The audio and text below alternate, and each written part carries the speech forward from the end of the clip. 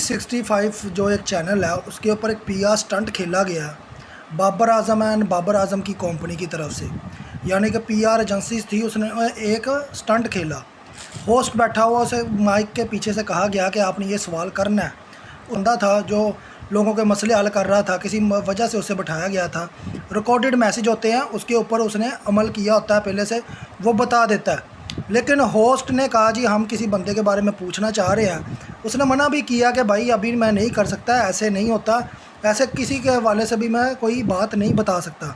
लेकिन उसने कहा जी आप बताएं जी, एक बड़ा बंदा है, मुश्किल में है, उसकी परफॉर्मेंस नहीं आ रही, उसका नाम जी बाबर आजम है, बड़ा चेहरा है, आप इसके बारे में कुछ बताएं। जब उसने ये बात की तो उस होस्ट के मुंह पर भी हंसी थी, और जो सामने जो एक मौलवी बैठा हुआ था, जो वो लोगों को मुख्तलिफ़ चीज़ें बता रहा था, उनके मसाइल थे, उनका हल बता रहा था। जब उसने यह सुना तो उसके मुंह पर भी हंसी आ गई। तो उसने कहा जी आपको अभी बताना पड़ेगा। उसने कहा जी ये आपने बहुत मुश्किल काम दे दिया है, जब सवाल मेरे काम के मुताबिक नहीं है, मैं अभी ऐसा कुछ नहीं कर सकता।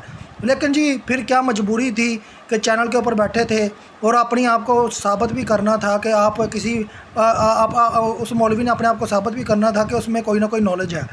भाईजान ने 2 मिनट बैठा, 2 मिनट बस कुछ पढ़ा। आई डोंट नो कि उसने कुछ पढ़ा, क्या एक्टिंग की। कभी भी किसी चीज़ की ताबीर इतनी आसानी से नहीं होती। कोई भी आप अमल कर रहे हो तो 2 सेकंड के अंदर, 3 सेकंड के अंदर, किसी के पास, मौलवी के पास इतना इल्म नहीं होता कि वो बैठा 2-3 सेकंड में वो चीज़ें बता दे। अब भाईजान कहते हैं उसमें वो जो उसने बातें की, मैं वो बातें नहीं करूँगा, मैं टू द पॉइंट बात करूँगा। उसने कहा जी कि बाबर आजम के ऊपर है ना नज़र बद है, नज़र बद है, बहुत पुरानी नज़र है। यानी कि बहुत पुरानी, बहुत मेरे ख्याल में कोई जब से ये पैदा बाबर आजम नहीं हुआ था तब से थी। वो पीआर एजेंसीज ने कहा कि आपने कुछ ऐसा चिपकाना है जो हम अपने चैनल्स के ऊपर लगा सके और बाद में बता सके कि बाबर आजम की परफॉर्मेंस क्यों नहीं हो रही, परफॉर्मेंस। फिर उसके बाद उसने कहा जी ये जादू है। उसने कहा जी मल्टीपल किस्म का जादू है। हमें तो यही पता है काला का जादू होता है, अब मल्टीपल किस्म का कौन सा जादू होता है ये मुझे नहीं पता, ये मौलवी साहब से जाकर पूछें। अब जो पॉडकास्टर बैठा होता है, जो होस्ट बैठा होता है, वो कहता है जी काला जादू तो नहीं है, तो वो कहता जी वो चुप कर गया मौलवी, उसने आगे कुछ जवाब नहीं दिया कि ये काला है, ये कौन सा जादू है। जबकि ये बात पूरी प्री प्लान एक वीडियो बनाकर उसके बाद सोशल मीडिया पर डाल दी गई जी बाबर आजम पे नज़रबंद है, काला जादू है।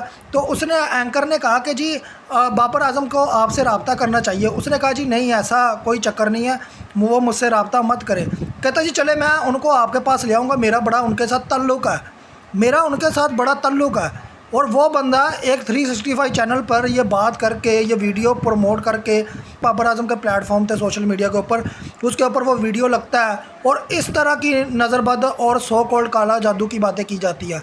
जब भी किसी बंदे की किस्मत ख़राब चल रही होती है वो यही कहता है मेरे पे काला जादू हो गया, मेरे पे नज़रबद लग गई।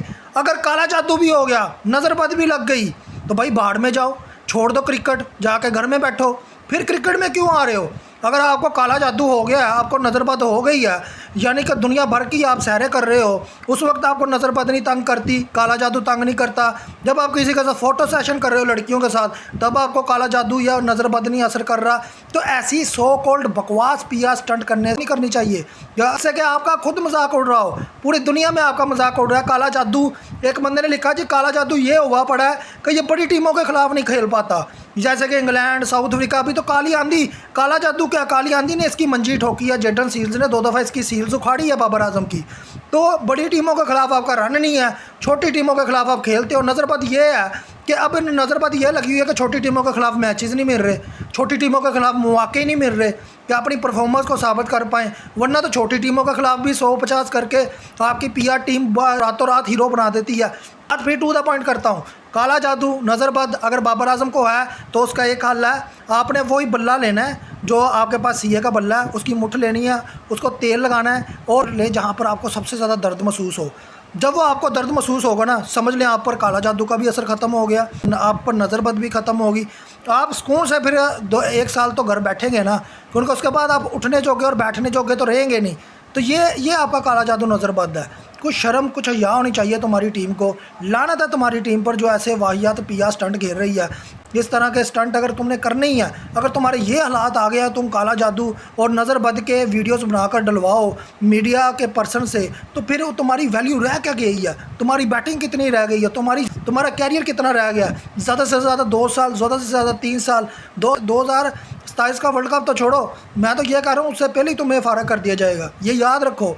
तो तुम्हें अब कोई ज़्यादा बर्दाश्त नहीं करेगा, तुम जितने मर्जी पीआर स्टंट खेल लो, तुम जितनों को पैसे देकर अपने साथ खड़ा करके फैंस खेल लो, उससे कोई फ़र्क नहीं पड़ता।